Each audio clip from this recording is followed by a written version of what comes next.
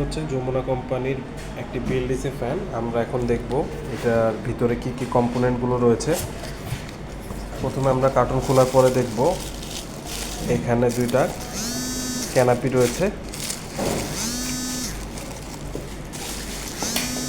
Canopy দুটো যদি আমরা খেয়াল করি, দুইটা সাইজ একটু ডিফারেন্স আছে, একটা একটু ছোট, একটা বড়। যেটা ছোট ক্যানাপি সেটা হচ্ছে আমরা ডাউন পাইপের উপরের দিকে দিব এবং বড় ক্যানাপিটা আমরা হচ্ছে নিচের দিকে ব্যবহার করব। আমি ডাউন পাইপ সহ ফিটিং করে দেখিয়ে দিচ্ছি। আরও আমরা দেখতে পারবো কার্টনের ভিতরে রয়েছে স্যাকেল।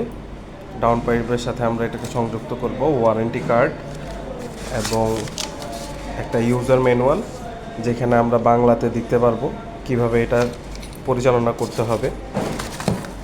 রিমোট রয়েছে।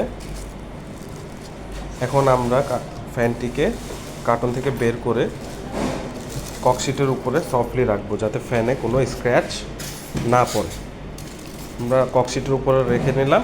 এখন আমরা ধীরে ধীরে এটাকে ফিটিং করব। প্রথমে আমরা স্যাকেলটা নিব। স্যাকেলের আমরা নাট বোল্টগুলো খুলে আমরা স্যাকেলটা ফিটিং করে নিব। আমরা এখন স্যাকেলটা ফিটিং করতেছি। স্যাকেল ফিটিংয়ের পরে আমরা সিরাপিনটা ঢুকিয়ে দিব স্যাকেলের মাঝখানে। পরবর্তীতে আমরা ডাউন পাইপটা নিয়ে নিব হাতে। ডাউন পাইপ নিয়ে আমরা যেটি ছোট ডাউন পাইপ সেটা আমরা উপরের দিকে এভাবে ঢুকিয়ে দিব।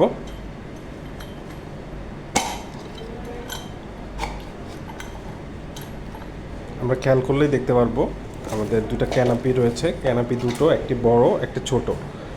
বড় যেটা সেটা নিচের দিকে থাকবে ডাউন পাইপের, আর যেটা ছোট ওইটা উপরের অংশে থাকবে।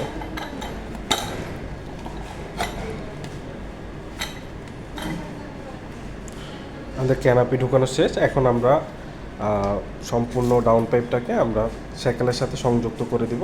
আমরা ওয়্যারটাকে ঢুকিয়ে দিব। আমরা সাইকেলটাকে সম্পূর্ণ যত্ন সহকারে লাগিয়ে নিব এবং নাট বোল্ট লাগানোর পরে আমাদের কার্টন থেকে যে সাইকেলের একটা প্যাকেট থাকে, সেই প্যাকেটের ভিতরে সিরাপিন দেওয়া থাকে। সেই সিরাপিনগুলো আমরা অতি যত্ন সহকারে লাগাবো। হ্যাঁ, আমরা রেঞ্জ দিয়ে টাইট দিয়ে নিচ্ছি। প্রপারলি টাইট হওয়ার পরে আমরা সিরাপিনগুলো ঢুকিয়ে দিব। এটা আমাদের সেফটি পারপাসের কারণে। আমরা যখন সিরাপিন ইউজ করব তখন কখনোই এটা নাট বোল্টগুলো খুলে চলে আসবে না, এটা পার্মানেন্ট ফিক্সড হয়ে যাবে। আমাদের ডাউন পাইপটি সম্পূর্ণরূপে ফিটিং করা শেষ। পরবর্তীতে আমরা ক্যানাপি দুটোকে নামিয়ে দিব এবং উপরটাকে উঠিয়ে দিয়ে অ্যাডজাস্ট করে নিব। এখানে একটা লক্ষণীয় বিষয় রয়েছে। আমরা ক্যানাপিটা উঠিয়ে নিলে এখানে আমরা একটা সার্কিট দেখতে পারবো, যেখানে তিনটা ওয়্যার রয়েছে। তিনটা ওয়্যার, একটা হচ্ছে লাল, একটা নীল, একটা হলুদ।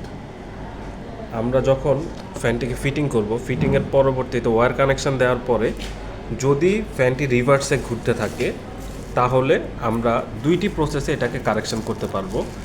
এক নাম্বার হচ্ছে রিমোট থেকে। রিমোটে এখানে আমাদের অপশন রয়েছে রিভার্স। আমরা রিভার্সে প্রেস করব। প্রেস করার পরে এটা অটোমেটিক্যালি অ্যাডজাস্ট হয়ে ঠিক পজিশন থেকে আবার ঘোরা শুরু করবে।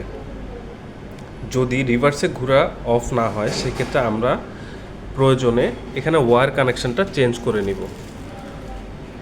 আমরা হলুদ ওয়্যারটাকে নীল ওয়্যারের পোর্টে কানেক্ট করব, আর নীল ওয়্যারটাকে খুলে হলুদ ওয়্যারের পোর্টে কানেক্ট করে দিব। তাহলে আমাদের সম্পূর্ণরূপে আবার এটি সক্রিয়ভাবে চালানো শুরু হবে।